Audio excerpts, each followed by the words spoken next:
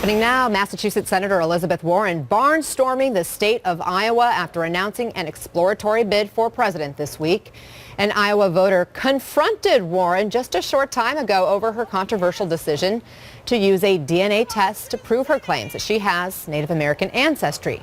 That was bound to come back and bite you in the arse, Elizabeth. Like, you are the whitest person on earth. Your DNA test showed that you are in fact whiter than the average white person in America. You have less native DNA than the average European descendant. That's an important point because you decided to make a fundamental part of your narrative that you had Native American blood. But I suppose it's okay, we've always got the one drop rule. Well, here's Warren's response. I am not a person of color. I am not a citizen of a tribe. And that's where politics is in 2019.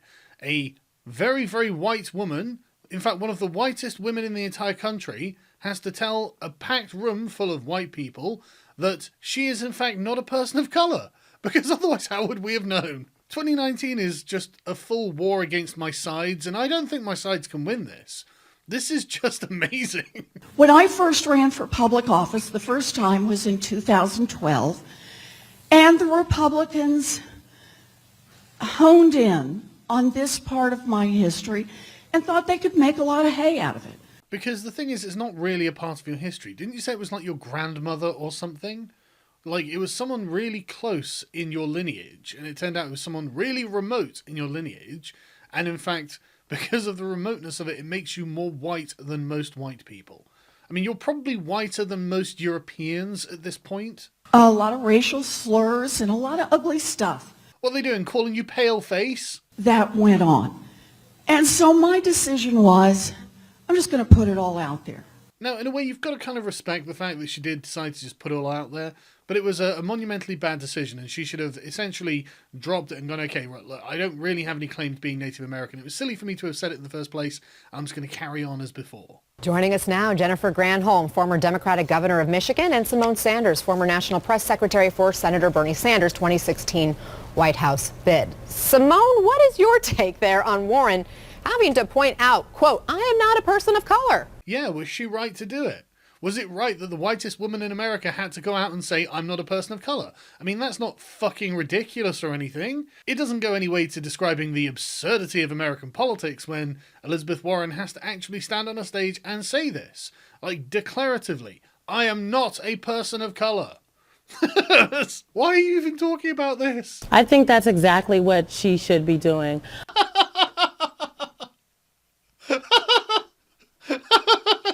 Look at this exceptionally white and aristocratic lady. She needs to point out that she's not a person of colour, because otherwise there might be a bit of confusion. This is ridiculous. How can you say that's exactly what she's supposed to be doing? Full disclosure, I spoke to Senator Warren about this a number of times because, I am someone that was vocal when she put out the DNA test. I think I tweeted, and then I had an opportunity to speak with her about it. And I said when I tweeted that it's unfortunate that she felt she had to do this because this is something that Republicans, Donald Trump included, just continued to bring up. Oh, yeah, that's right. Race. It's something the Republicans just can't get enough of talking about. I mean, all I see from Republicans is them going, well, look, I'm not really bothered about race. It's not really factoring into my decision-making here. I mean, whose decision-making is it factoring into, though? Who's interested in talking about race? Who has the fully formed theories about race in the United States at this point?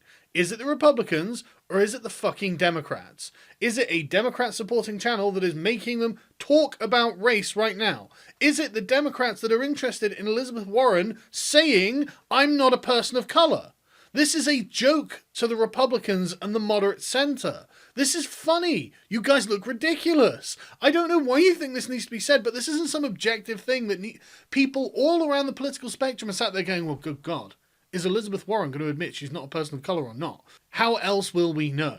And I do believe that Senator Warren understands the sensitivities around it, the issues around it. But I think it's important that while she's out here on the campaign trail, that folks understand that, one, she knows that she has to marry her message with the real issues that folks are dealing with every single day in their lives. And how exactly does this connect to the real issues that people are dealing with in their everyday lives?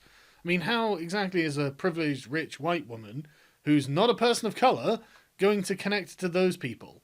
Oh, she's going to drink a beer, isn't she? Hello, enjoy this beer. I will enjoy this beer. Thank you very much, my husband. I mean, it's not Kavanaugh, is it? I liked beer. I still like beer. Had beers, have some beers. One beer, drink beer, drinks beer, drank beer, and drinking beer. You've probably had beers, Senator. And there are issues that people of color in this country deal with that non-people of color do not. And Elizabeth Warren, I think in a lot of the policies that she has put forward since she's been a United States Senator, understands that and demonstrates that via her policy. I think it's important that she says it. And that is why she is saying, I am not a person of color, because it's an acknowledgement that a number of people across this country need to hear. I'm not a person of color, but I understand the plight, and I am willing to not only be an ally, but an accomplice. So An accomplice? Wow, it makes it sound like you know you're doing something wrong by separating blacks from whites and saying, no, we're going to have different policies for both of these groups. Because I tell you, that's equality. That's what equality really is. That's what being an anti-racist is treating black people different to white people.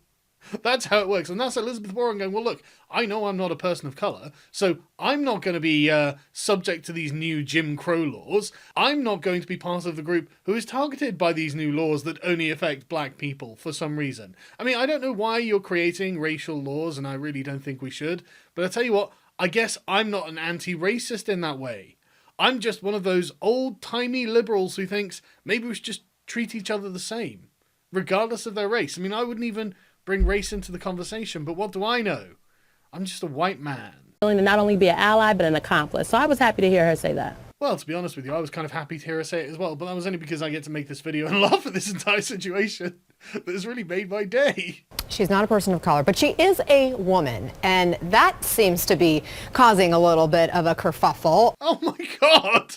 Oh my God. Okay, so Elizabeth Warren didn't qualify for the victim category of black person, but she does qualify for the victim category of woman. I mean, you know, look at these three women hosts on CNN. They're going to tell us about the terrible oppression of being a woman. This Iowa trip comes amid the headlines of ones like this. Politico, Warren battles the ghost of Hillary. From the Washington Post here. Before you run against Trump, you have to run against Hillary if you're a woman. That article. Wait. Didn't Bernie Sanders have to also run against Hillary? And didn't Bernie Sanders also get screwed by the DNC itself? I mean, if I recall correctly, and I know I do, there was a conspiracy against Bernie Sanders to smear him as an atheist, which apparently is a bad thing to the US population and would play poorly politically.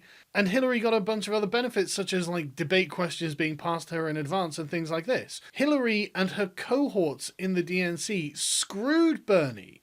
I mean, like, I wouldn't support Bernie at this point because of the people he surrounds himself with, but I still have sympathy for the man. I still think he is, like, I think he's wrong, but I don't think he's bad. And honestly, I would like to see Bernie succeed over Hillary to become the nomination, if only on this level of integrity, if nothing else. I can't stand Hillary's corruption and the fact that she keeps getting away with it. It demonstrates that the system isn't fair and it's not being run fairly. It's being run by a gang of people who will act deliberately in their own interests, regardless of the integrity of the system. That's unacceptable.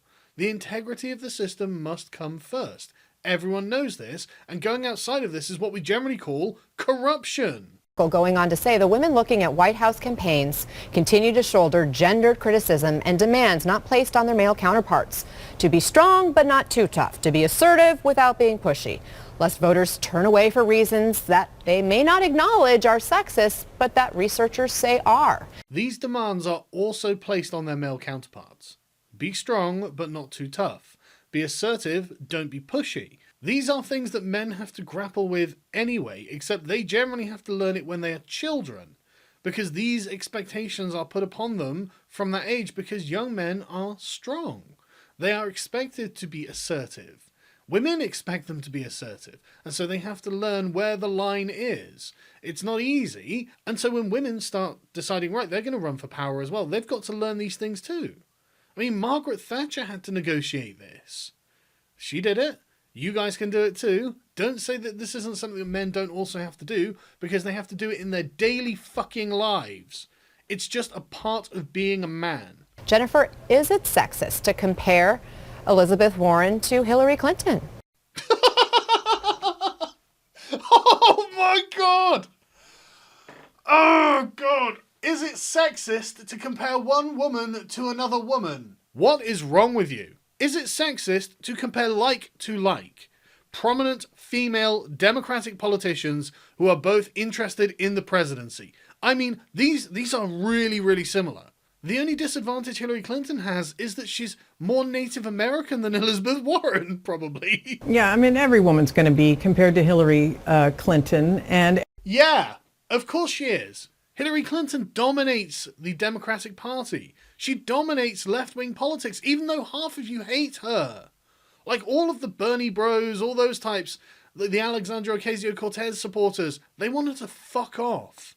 Because she's awful and she is terrible for the Democratic Party, at least for what they're interested in turning the Democratic Party into. Every woman is going to be expected to be likable and have that, try to prove themselves to be likable in a way that men don't have to. Are you kidding? Every politician has to be likable. It's actually one of the problems with democratic politics is that your politicians need to have a certain level of likability. They have to be relatable to the general public, because then the general public think, well, at least they understand my issues, or at least could understand my issues. And I love the way that you say, oh, this is just something men don't have to deal with. Are you fucking shitting me? This is from 2012. On the issue of likability, when you're dealing with President Obama and Mitt Romney, this is what Americans say. When asked who they find more friendly and likable, 61% say President Obama, 27% say Mitt Romney. Now, I'm not good at math, but that's a very, very big gap here. Can Mitt Romney close this likability gap? Likability is something that male politicians have to deal with. It's something that they know that male politicians have to deal with on CNN because they have done segments on it themselves. But I suppose that this isn't a regular CNN contributor, it's a former Michigan governor. Maybe she is regular, but she's not necessarily the CNN anchor. Let's see if the CNN anchor says, hey, wait a minute, men also have to be likable. People don't necessarily equate power with a woman, the timbre of a woman's voice. And so those kind of issues women have to deal with all the time. I say to this to women who are running, look, you know it's out there, and to the media commentators and those who are covering this, you should know it's out there too, and check yourself, check your own biases. But for the women who are running, just recognize that that underlying bias is there, and know that people don't want to elect someone they see as, or that they believe see themselves as a victim. No, they don't. Which makes the politics of victimology rather a barrier to getting elected. I mean, again, for example, Margaret Thatcher never portrayed herself as a victim. In fact, Hillary Clinton was even not presenting herself as a victim. But I tell you what, let's get into this victimology. We may as well keep on going with it. Let's just persuade women that they are in fact the eternal victims of men and the electorate and everything else that goes on around them, because that's going to help them get elected. Oh wait, no, you know that's the exact opposite. So why are you making a big deal out of it? You say, no, we're going to be positive. We're not going to be whining or nagging or kind of jealous or anything like that. We're going to get on and be positive and strong and forward-thinking, and that's what people will vote for. Because I tell you what, that is what people will vote for. Elect a warrior. So know that the stuff is out there, but be their champion, be their warrior. Don't be a victim. And run like you believe that wholeheartedly, because you want to be their voice and their fighter, rather than someone who sees themselves as a victim. Now, I'll tell you what, this is actually one of Red Cortez's strengths. She did an interview a while ago with a women's group, and they were like, well, what about the misogyny? And, you know, have you ever felt any misogyny? She just laughed and was like, well, of course I have. Ha, ha, ha. Misogyny's everywhere. But the thing is, she's not going to let it stop her. And that's to her credit. That's one of her strengths. You know, that's why that she's actually leading in this regard, which is... And Jennifer Granholm here is completely correct. No one wants to be led by a victim. No one wants to be led by a weakling who can't stand up for themselves, let alone the rest of the people in the country. And so, yeah, that's actually a great observation. Well done. And advice coming from somebody who has claimed victory in one of these races, even despite some of the sexism that exists in our culture. Well, Warren, even Clinton, they were not the first candidates, however, to deal with issues of likability, right? I mean, here's what was said about former Vice President Al Gore in 2000 and Oh, a man? Shit. Okay, well, you know, that kind of blows that narrative out of the water. Republican Mitt Romney in 2012. Look at that. I hadn't even watched this video up until that point. But yeah, so good job, host, actually. Bravo, bravo. Of whom are men. And really unlikable. Watch. The vice president really faces the challenge of communicating to people of the United States that he's a likable, affable, effective personality. I think what we want to see is whether or not Al Gore can take that coat hanger out of his jacket, hang loose, appear very warm and credible, and be more likable than George W. Romney, he just can't be so stiff. He has to be more likable. He's got to be more likable, connect with people. He needs to also smile, be likable. He's got a likability gap. I mean, absolutely. Look, the fact that people often say that folks want to elect somebody that, yes, they want to be their champion, but somebody that they want to have a beer with, somebody that they like. That's why oftentimes you'll hear people talk about a number of different types of elections being popularity contests, which frankly, I don't think that's what this 2020 Democratic presidential primary will be. With that being said, when folks talk about likability when it comes to women, it's often they're talking about it in a way that says she's not likable because she's too strong. She comes off too shrill. These are things that if he were a man, 9 times out of 10 folks do not say that. Yeah, but they don't say that because men aren't shrill. Men don't go around being whiny and entitled because they know no one's gonna fucking give them anything. Only women get given things when they are whiny and entitled. Sorry, women and children, sorry. Women and children get things given to them when they are whiny and entitled. Men get nothing. You have to be something other than whiny and entitled. And don't get me wrong, I'm not arguing that men should be whiny and entitled and be given things. Men should not be given things for being whiny and entitled. Children should not be given things for being whiny and entitled. So no, women, being adults, should also not be given these things either.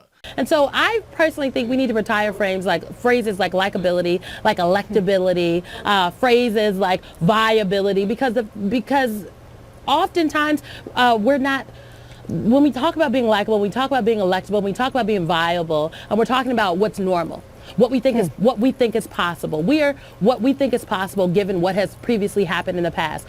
These are not forward-looking or forward-thinking terms that allow us to stretch our imagination, that allowed us to elect the first black president of the United States, that allowed Hillary Clinton to be the first woman to be the nominee of either party. I don't think that our candidates are very likeable. Therefore, I'd like to change the game. Well, I hate to tell you this, it's not up to you. It's up to the public, and they do care about likability. And it didn't hold Obama back, so I don't see why it has to hold back any of the Democratic candidates, except for the fact you don't really have anyone who's likable, apart from Bernie Sanders and Alexandria Ocasio-Cortez. She's too young, and he's almost 80. I mean, how is it that everything in between this is unlikable neoliberal corporate bullshit? How did you let this happen? So that's why I think these terms are archaic terms that we just need to get rid of. Yeah, but we ain't going to get rid of them. They're not going to change. This is going to be politics from here on outwards, forever. Likability will matter in democracy. That's just life.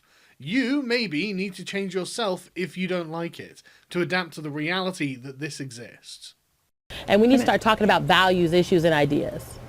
Yeah, okay, but your values are awful. Your values are openly racist, in my opinion. Your ideas are backwards, going back to some kind of Jim Crow era segregationist, oh, well, we're just going to help the black people rather than penalise them now. No, we're not going to do shit. We're going to have universal laws, universal values. You as an individual will take responsibility for your own life, for your own agency, and it will be up to you to improve your situation accordingly. And don't think that I'm talking down to you here, because you're a fucking host on CNN. You're appearing on CNN. You're obviously not some sort of incapable, bumbling idiot. You're obviously capable of being successful, so stop whining about being held back. You're not being held back.